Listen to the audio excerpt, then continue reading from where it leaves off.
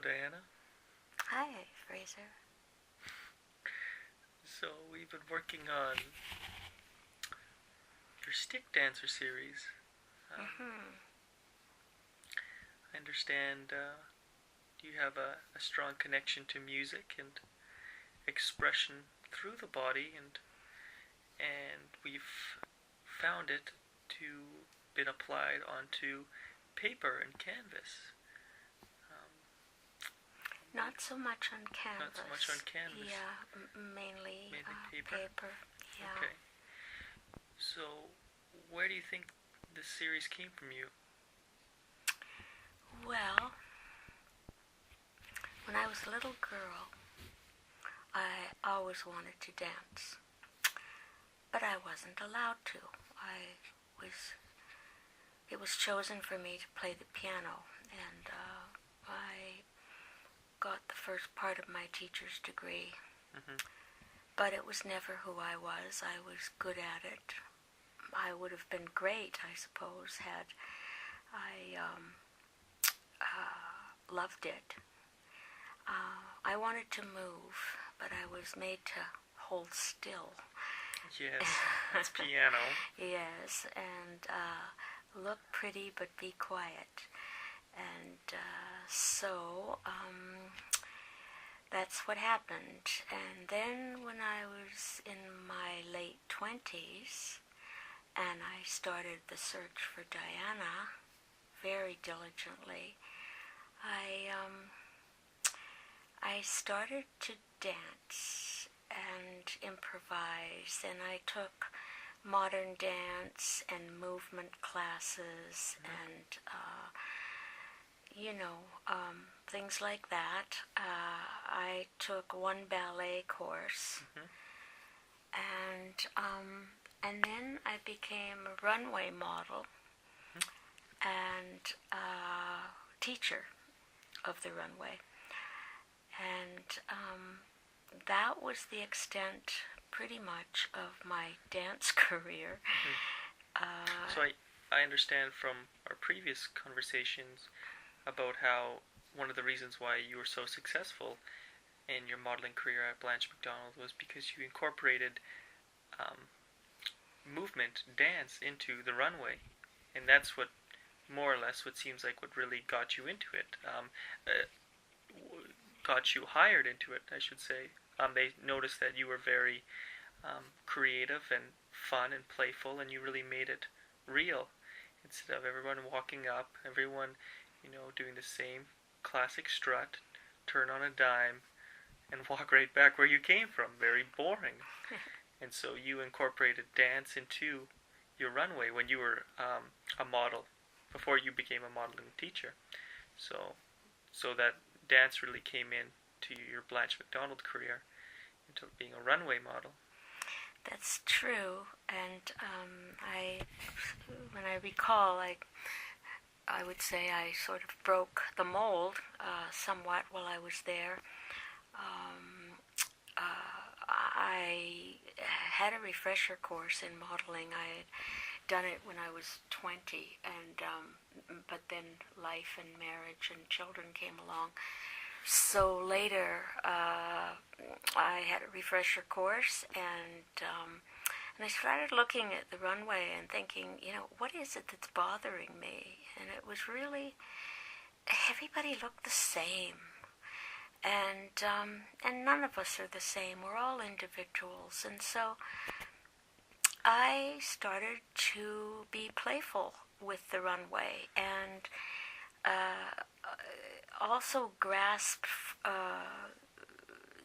the concept of being who you really are. And so the courses that I taught, I said to my students, you might not like me too much, but I'm not going to let you look at a magazine while I'm here teaching. I said, I want you to go home and just be quiet and don't turn on the TV or the radio, and just sit and talk with yourself and see what kind of image you really feel about yourself. And that was their homework the first time. So that sort of evolved over time, and then I had a runway class where I tried to draw out the individual, and it worked very well, and everybody was so happy, and they were lining out the door to get into the class. Very successful. Yeah, and then I did another class on Fabulous and 40 as I turned 40, and so yes, the individual was number one. Who are you? Not emulating others, copying others, but bringing yourself to the runway, and through dance. And so self-expression, very much, not necessarily saying, okay, now you two waltz down the aisle. It's right. more like move as your body wants to. Exactly. So it wasn't a regimented or very heavily disciplined dance. It's more of a freedom of expression. Exactly. And so I guess being, how that came out in your modeling career, that was definitely blossoming inside of you. It really was. Yeah, but we see that I don't think the dancing series came out for at least under 10 or 15 years out of you. So it's interesting how it crystallized on paper, 15 years later, after it was really being incorporated into more of your professional life. Yeah. So, I've seen them, kind of on the paper, and now we see where they kind of started. But would you like to talk about the pieces? Anything that comes to mind? Oh, I think I had such fun dancing. Free style dancing, allowing the body to lead me and my feelings to lead me, and it was a wonderful freedom.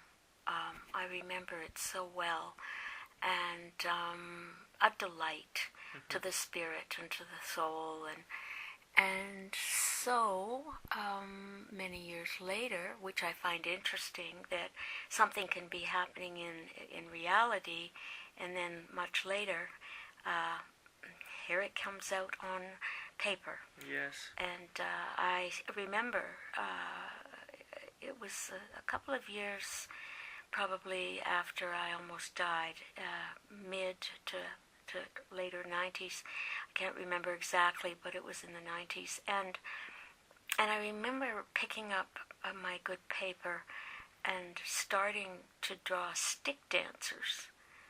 And it was a great fun. It was such fun that I did about 50 pieces. And I just couldn't put it down. They aren't big. There's a few a nice size, but all on paper. And I did a stick dancer series, and it was so much fun, and I had them in all these contortions and shapes and just, expressions of the limbs and the head and the body, and had a great time doing it. So it was a good thing to get that out on paper for me. Absolutely. Great fun. One thing I noticed when I was putting the video together was in a number of the pieces,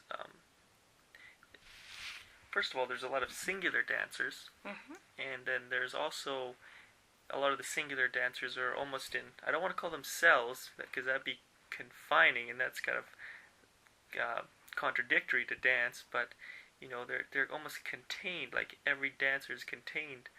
And I was just wondering, does that have some meaning, the containment of each dancer? Well, I don't know. When you don't program yourself to do a certain movement or posture, and it just comes out naturally. It can be a feeling, it can be from a memory, it can be unconscious, and it just happens, and it's a great freedom, and it's pure. It just comes. I mean, even some awkward positions and difficult positions. However, when they come and they're not programmed, but they simply arrive within you, and the expression comes outward. It's a surprise, a delight. It feels good. You don't worry about your image or your ego, and you certainly aren't copying anything out there in the world. And I guess the cells would be almost a buffer from all that noise of the outside world, which leaves the dancer uninfluenced and allows them to express themselves without any hindrance of, the influence.